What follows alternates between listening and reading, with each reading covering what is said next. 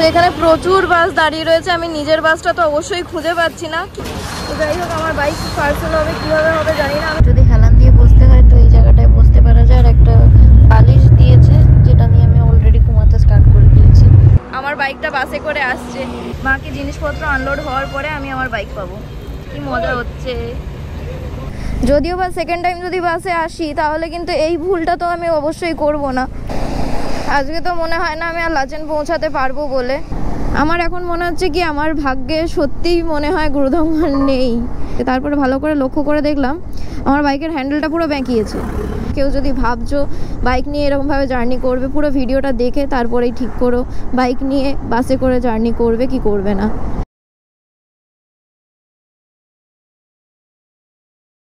চোখের তলায় এটা কাজল নয় কালি পড়ে গেছে, মাত্র সেকেন্ড নাইট করছি তাতেই। আপাতত ফ্রেশ হই আর একটু পরেই বেরোবো, মানে হ্যান্ডওভার দিয়ে বেরোবো। আজকে সকালবেলা একটা ফাইন খেয়ে গেছি।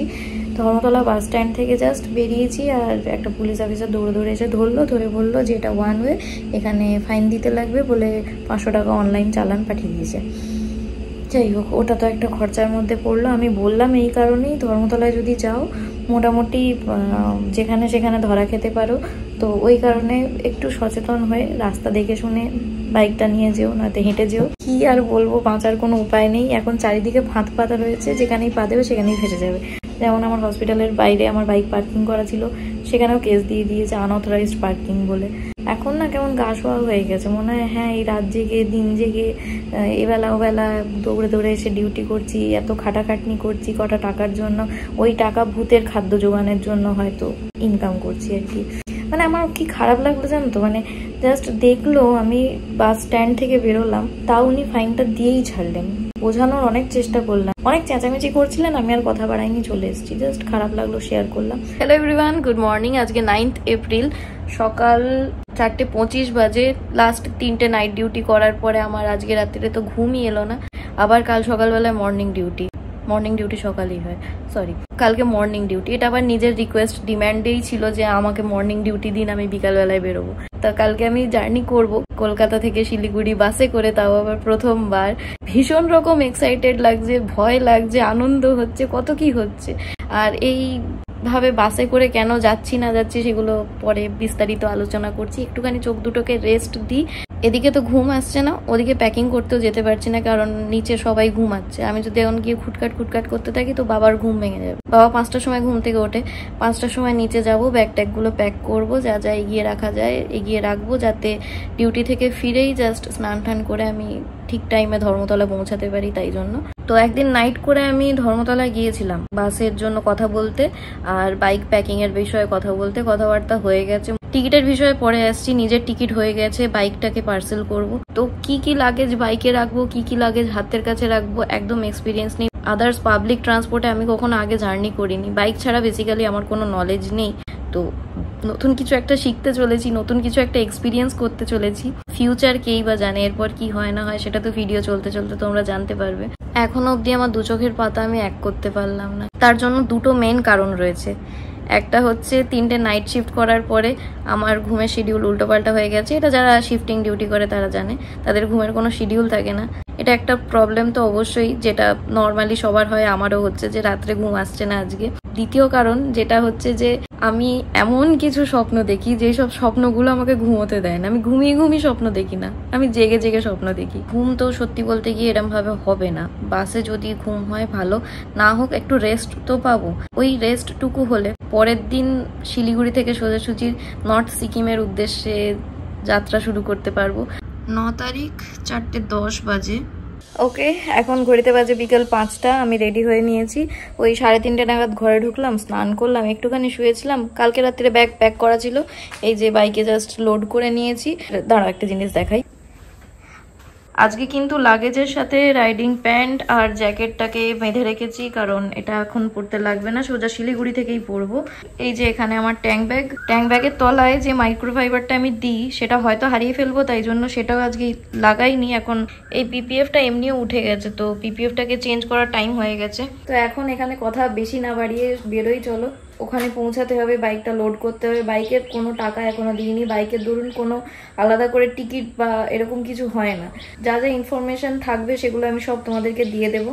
বাইকের জন্য কত নিচ্ছে, আমার টিকিট কত, বাইকের টিকিট কত, কোন টাইমে ছাড়ছে, কিভাবে লোড করছে না করছে, চেষ্টা করবো পুরোটা ভিডিও করে তোমাদেরকে দেখানোর। তো ভিডিওটাকে শেষ অবধি দেখতে থেকো। এই প্রথমবার কলকাতা থেকে শিলিগুড়ি 13 ঘন্টার বাস জার্নি আমি করতে চলেছি, আর প্রথমবার আমি বাসে উঠছি। এর আগে একবার মন্দারমণি গিয়েছিলাম, ওটা একটা ছোটোখাটো এক্সপিরিয়েন্স আছে বলতে পারো। 13 ঘন্টা বাসে থাকা আমার লাইফে প্রথমবার এটা। যাই হোক, একটু এক্সাইটেড তো আছি, ওই জন্য বারবার হয়তো এক কথা রিপিট করে ফেলছি। আমার বাইক একদম রেডি, চেইন লুক করা রয়েছে, ক্লিন করা রয়েছে। অনলি টুরিং পারপাসে এই বোবোর মোবাইল হোল্ডারটা লাগিয়েছি। এই হোল্ডারটাকে খুলিনি কারণ এটা ডিউটি যাওয়ার টাইমে লাগানোই থাকে, যখন তখন কাজে লাগে তাই আর কি। তো ঘড়িতে এখন বাজে 5:17। সূর্য নামছে। অন্য সময় সূর্য ওঠার টাইমে রাইড শুরু করি, এবার সূর্য নামার টাইমে রাইড শুরু হচ্ছে। জয় মা, হর হর মহাদেব। Let's go. 6:30 বাস ছাড়বে, কাল সকাল 7:30 বাস থামবে বাইক নিতে, তারপরে যতক্ষণ না এইগুলো খুলে আলাদা বসানো থাকবে, বাইকটা আলাদা বসানো থাকবে। দেখি, আমিও প্রথমবার দেখবো, ভিডিওতে জুড়ে থাকো, সব ইনফরমেশন পেয়ে যাবে। তারা আমি যে টাইমটায় বেরিয়েছি এই টাইমে ট্রাফিক প্রচন্ড বেশি হওয়ার কথা, তো এইসব ট্রাফিকের কারণেই হয়তো বা একটু লেট হলেও হতে পারি। তবে এখন সময় হচ্ছে 5:20, বাস ছাড়বে 6:30, তো এখনো অবধি টাইমের চেয়ে একটু আগেই আছি। তো যথাসময়ে সবকিছু মিটে গেলে ভালো। একটু টেনশন তো হচ্ছে। এখনো অবধি আমার বাইক চলেছে টোটাল 71,598 কিলোমিটার। ওদিকে ট্রিপ মিটারকে 0 করে নিয়েছি। শিলিগুড়ি অবধি বাইক তো ট্রান্সপোর্টে যাচ্ছে, সব মিলিয়ে কত কিলোমিটার রাইড হয় সেটাও তোমাদেরকে জানাবো। Hello everyone, welcome to my channel Ipsy Tripsy. আমি ইপসিতা। বেরিয়ে পড়েছি আলটিমেটলি আমি রাস্তায়। এতক্ষণে মনে পড়লো তোমাদেরকে আমার চ্যানেলে ওয়েলকাম করাই হয়নি। মানে এক নাগাড়ে অনেক কিছু প্ল্যান করেই যাচ্ছি। আমার ডান পায়ের হাঁটুতে কখন লেগেছে কে জানে, আমার পায়ে বেশ ব্যথা হয়েছে। এখন এতটাই ব্যথা করছে যে পুরোপুরি ঠিক হয়নি, বাট একটু শান্তি হলো। একটু আইস প্যাক লাগালাম, একটু টাইগার বাম লাগালাম, তো এখন টাইগ্রেসের মতো ছুটে যাচ্ছি। প্রত্যেকবারই কিছু না কিছু হয়। হ্যালো, আমার তো ঢুকতে আরো 40 মিনিট লাগবে দেখাচ্ছে। বাসওয়ালা আমাকে বকে দিল, বললো যে আপনার গাড়ি কিন্তু একদম রাইট টাইমে আসবে, আপনি দেখুন কি করে পৌঁছাবেন। আরে আমার তো দেখাচ্ছে 6:10 আমি ওখানে পৌঁছাবো। এবার যদি না পুলিশ ধরে তাহলে ব্যাপারটা কিন্তু খুবই ইজিলি আমি 6:10 ওখানে পৌঁছেই যাব। পুলিশ ধরলে আমি আর যাই না। এই বিকালের টাইম থেকে রাত অবধি, ওই 8-9টা অবধি আমাদের রাস্তাটা এরকমই ট্রাফিক চলতে থাকে। এখন আছি বকুলতলায়। এই আমার চোখ দুটো না ঘুমে বন্ধ হয়ে যাচ্ছে, এত ঘুম পাচ্ছে আমার। আমি একদমই এরকমভাবে রেস্ট না নিয়ে রাইড করা পছন্দ করি না, যে কারণে এই ডিসিশনটা নিলাম। একটু খরচা বেশি হচ্ছে, ট্রেনে গেলে হয়তো খরচাটা কম হতো। আমি যাচ্ছি বাসে, খরচাটা বেশিই হচ্ছে, অনেকটাই বেশি হচ্ছে। খুব বিপদে না পড়লে আমি আর হয়তো কখনো বা করবো না বাসে ট্রাভেল। এবারেও বলতে পারো বিপদে পড়েই বাসে ট্রাভেল করছি, কারণ গুরুদংমারের মতো জায়গায় একা রাইড করতে সবাই বারণ করছে, আর বড়রা বারণ করছে, মানে আমাকে শুনতে তো হবেই। আমার সিনিয়র রাইডাররা আমাকে কিন্তু বারণ করেছে যে গুরুদংমারের মতো জায়গায় একা রিস্ক নেওয়ার কোনো দরকার নেই, ওখানে রাস্তা একেবারেই ভেঙে গেছে। আমার কিছু বন্ধু বান্ধব এই টাইমে এখন মাঙ্গানে পৌঁছে গেছে, ওদের সাথে আমার ছুটি কোনো মতেই ম্যাচ করছিল না, যে জন্য এটা আমাকে করতে হলো। আবার কলকাতা টু সিকিম সোলো রাইডের জন্য বেরিয়ে পড়েছি। এখন আছি চৌরাস্তার কাছে। রাইডটা পুরোপুরি সোলো হবে নাকি আমি বন্ধুদের সাথে মিট করতে পারবো সেটা আপাতত আনসার্টেন। যদি সবকিছু ঠিকঠাক প্ল্যান মাফিক ঘটতে থাকে তাহলে হয়তো বা আমি আমার বন্ধুদেরকে দেখা পাবো, বাট সেটা চান্স 50-50 টাইপ কা। ট্যাঙ্ক ব্যাগে কোটপুট নিয়ে নিয়েছি, ডাইমক্স ট্যাবলেট পিট ব্যাগে রয়েছে আপাতত।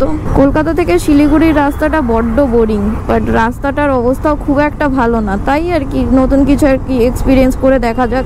টাইমে আমাকে ওখানে পৌঁছাতে হবে। এই বাইক চালাতে চালাতে হঠাৎ মনে পড়লো 2024-এর 9 এপ্রিল সেদিনের জার্নিটা ছিল বিজয়ওয়াড়া থেকে চেন্নাই। আগের বছরে এই দিনে আমার রাইডের ডে 3 ছিল, তো এটাকে আমি ডে 0 বলে ধরলাম, ডে 1 কালকে থেকে কাউন্ট করব। মনে পড়লো তোমাদের সাথে শেয়ার করলাম। বছর এইভাবেই যেন আমি এই দিনগুলোতে রাইড করে কাটাতে পারি। আর নববর্ষ আসছে, আগের বছরের পয়লা বৈশাখ আমি চেন্নাইতে কাটিয়েছিলাম, এবারের পয়লা বৈশাখটা আমি সিকিমে কাটাবো।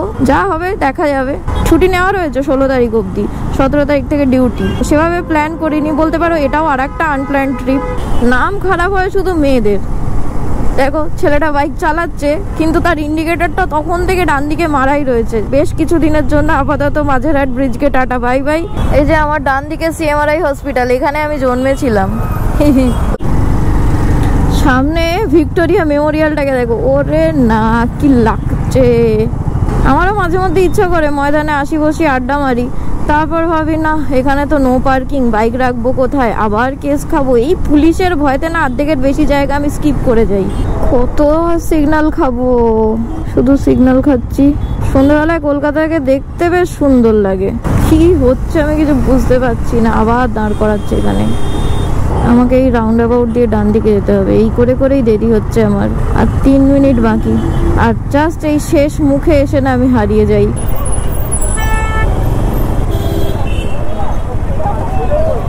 ওকে, আটিয়ানার তো ওখানে সাইনবোর্ড, বাট আটিয়ানা কই? 6:15 সময় আমি এখানে এসে পৌঁছেছি, 6:30-এ ছাড়বে। বাইকটাকে লোড করতে হবে। মা দুর্গা বাস সার্ভিস, বাবা দেখি আমার টিকিটটা নিয়ে আগে। তো এখানে প্রচুর বাস দাঁড়িয়ে রয়েছে, আমি নিজের বাসটা তো অবশ্যই খুঁজে পাচ্ছি না। কি এটা মা দুর্গা বাস সার্ভিস? এতে কি যাচ্ছি আমি জানি না, আমি হয়তো এই বাসটাতে যাচ্ছি, কারণ আমি এখান থেকে টিকিটটা নিয়েছিলাম। আটিয়ানা ভলভো বাস সার্ভিস, আটিয়ানা শ্যামলী মা দুর্গা সব এর গায়ে লেখা রয়েছে, ওই গাড়িটার গায়ে মা দুর্গা লেখা রয়েছে। তো যাই হোক, আমার বাইক পার্সেল হবে, কীভাবে হবে জানি না। আমি তো জানতাম না যে 3 ঘন্টা আগে এসে বাইকটাকে ঠান্ডা করতে হবে। ওরা বলছে বাইক ঠান্ডা হবে, তেল বার করতে হবে, বার করে তারপর তুলতে হবে। তেল বার করতে হবে এটা জানতাম, বাট ঠান্ডা হবে এটা আমার আইডিয়া ছিল না। বাইকটাকে এখন ঠান্ডা করার জন্য জল দিতেই হচ্ছে, না হলে ঠান্ডা হবে না। আমি জানতাম না এই ব্যাপারটা। তো আপাতত এসছে এখানে দেবজিৎ, তো বাইকটাকে ঠান্ডা করে তারপরে বাসে তুলতে হবে। আর এগুলো সব খুলে দিতে হবে, খুলে দিয়ে তারপর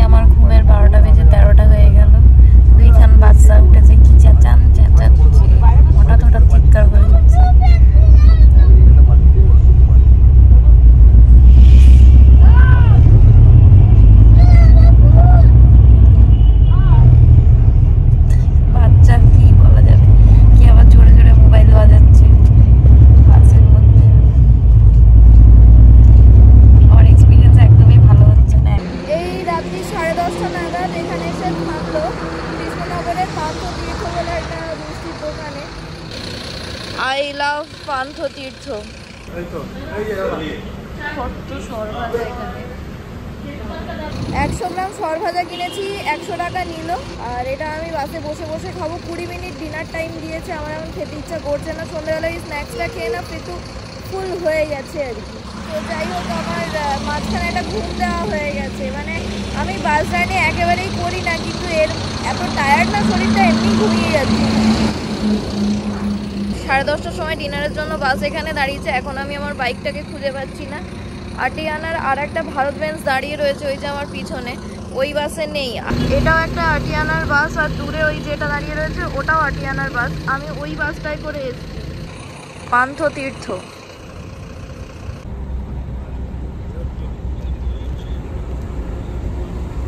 11টা বাজতে যায়, ঠিক 20 মিনিটই টাইম দিয়েছে। 11টা বাজতে যায়, এখন বলছে চলো চলো চলো, এখানে বাসে হর্ন মারতে শুরু করে দিয়েছে। আর এক্ষুনি খবর নিলাম যে আমার বাইকটা এর পরের বাসে আসছে, সেই বাসটা এখনো অবধি এখানে ঢোকেনি। হোয়াটসঅ্যাপে কিছু ফটো শেয়ার করলো, যাই হোক একটু হলেও আশ্বস্ত হলাম যে আমার বাসে আমার বাইকটা বাসে করে আসছে। এই শটটাকে আমাকে বারবার নিতে হচ্ছে, বারবার আমি বলে ফেলছি বাইকে বাস আসছে, একবারে বলতেই পারছি না যে বাসে করে বাইক আসছে। এটা অতিরিক্ত উত্তেজনার ফল। উঠার পরে না আমি বেশ খানিকটা ঘুমিয়ে পড়েছিলাম, তাই জন্য কথা বলা হয়নি। তো চলো এখন বাসের ভেতর ঢুকি, তারপর তোমাদের সাথে কথা বলছি।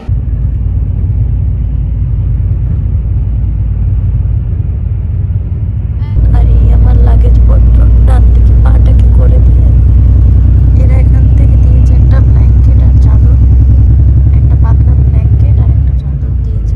আর বাইরে একটা হালকা নীল আলো চলছে।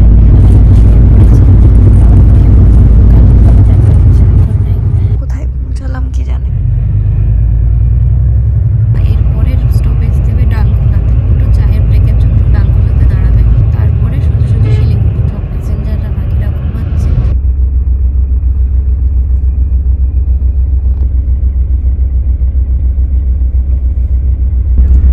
Hotel paradise.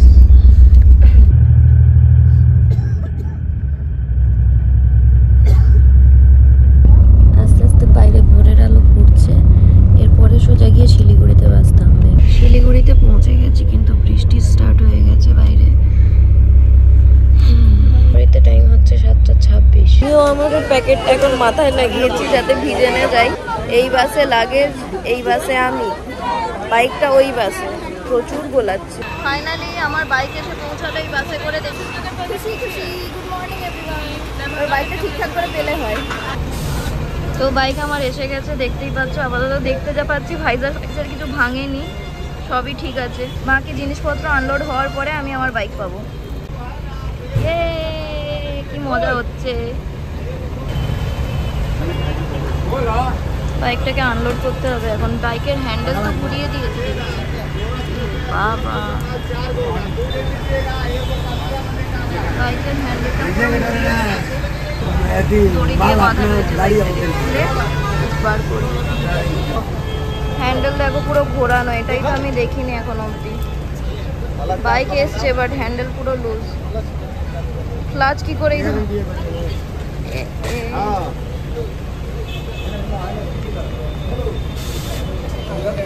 এই হচ্ছে গাড়ির অবস্থা। ক্লাচ কেবিল ফেবিল ছিঁড়েছে কিনা জানি না। গাড়িটাকে সাইড করুক দেখি।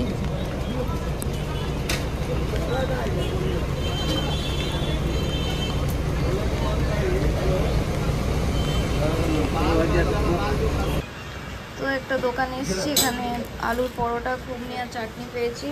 বাইকটা ওখানে দাঁড়িয়ে রয়েছে, বাইকের হ্যান্ডেল এখনো বেঁকাই রয়েছে।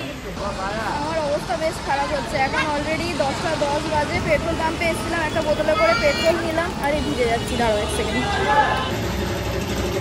তো যাই হোক, এতক্ষণ ঘোরাঘুরি করার পর এখন ফাইনালি বাজে 11:07। আবার যাচ্ছি, লুকিং গ্লাস একটা লাগাতে হবে। লুকিং গ্লাসটা এই ব্যাগটায় ঝুলছে। কিছুটা সময় বাঁচাতে গিয়ে টাকাও নষ্ট হলো। আবার যাচ্ছি বাইকের গ্যারেজেই।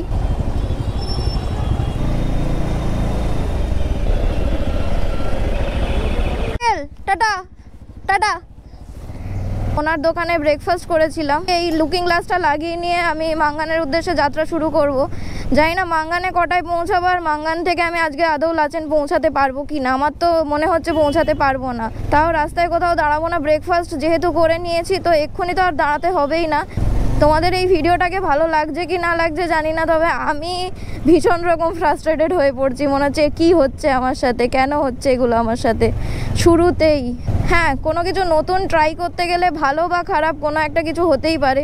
তো আমার মনে হলো আমার এই এক্সপিরিয়েন্সটা বেশ খারাপই ছিল। বাসে তো ভাইব্রেশন ছিলই, সেটা মানে আলাদা করে আর কি বলবো। ভীষণ রকম নয়েজ ছিল, ভাইব্রেশনও হচ্ছিল, জার্কিংও হচ্ছিল। তো সব মিলিয়ে বাসের এক্সপিরিয়েন্স খারাপ। এখন দাদা লুকিং গ্লাসটা লাগিয়ে দাও না। এটা একটু নামাতে হবে, এটা একদম গায়ের দিকে হয়ে গেছে, মানে পিছাতে হবে এটা। গাড়ি কি বাসে আসছে? হ্যাঁ, বৃষ্টি পড়ে অবস্থাটা আরটু বেকার হচ্ছে একদম। ফোনটা একটু পরেই চার্জে লাগিয়ে দেব। বাসে করে বাইক আনার আইডিয়াটা একদম ফ্লপ ছিল। যদিও বা সেকেন্ড টাইম যদি বাসে আসি তাহলে কিন্তু এই ভুলটা তো আমি অবশ্যই করব না। 2024-এর নভেম্বর মাসে লাস্ট সিকিম এসছিলাম, আর এই 2025-এর এপ্রিল মাসে আবার আমি সিকিমেই যাচ্ছি। তো এই সামনে NH10 ধরে সোজা বেরিয়ে যাব। 1088 টাকার তেল ভরেছি, 10.40 লিটার। আজকে তো মনে হয় না আমি আর লাচেন পৌঁছাতে পারবো বলে।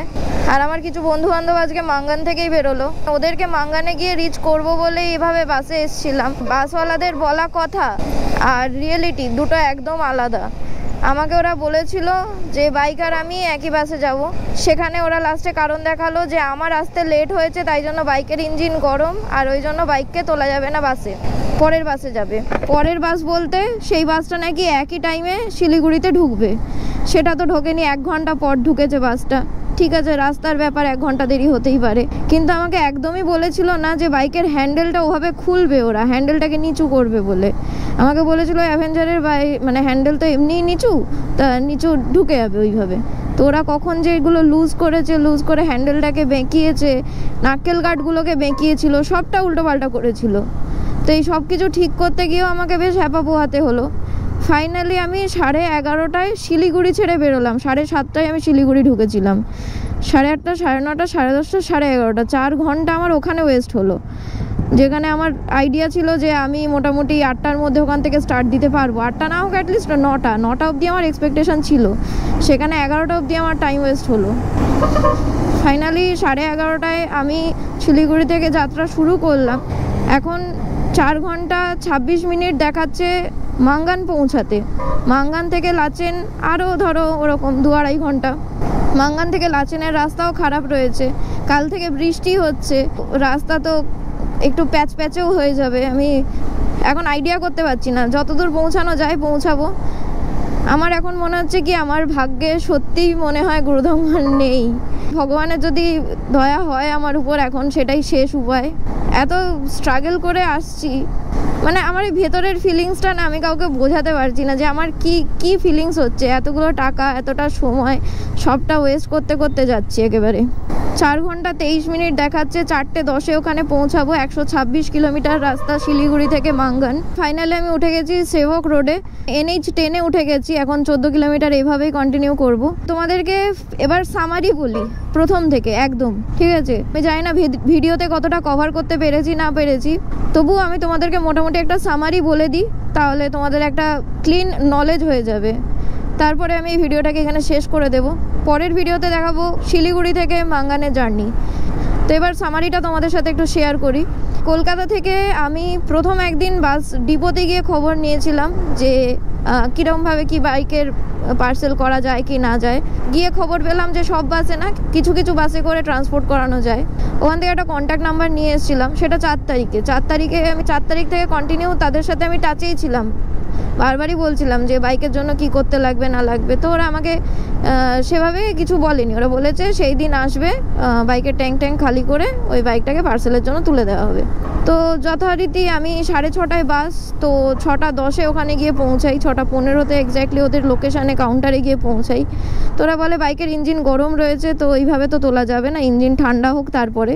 তো জল মেরে ঠান্ডা করলো, তারপরে বললো পেট্রোল খালি করতে হবে। সেটা আমারও একটা আইডিয়া ছিল পেট্রোল খালি করতে হবে। তো 2-3 লিটার মতো পেট্রোল ওর ভেতর ছিল, তো ওরা খালি করলো। 3 লিটার মতো পেট্রোল ওরা ওর থেকে বার করলো। তো 3 লিটার পেট্রোলটা ওরা নিতে চাইছিল। আমি বললাম না, আমার সঙ্গে তো আমার ভাই আছে এখানে, আমি ওকে দিয়ে দেবো।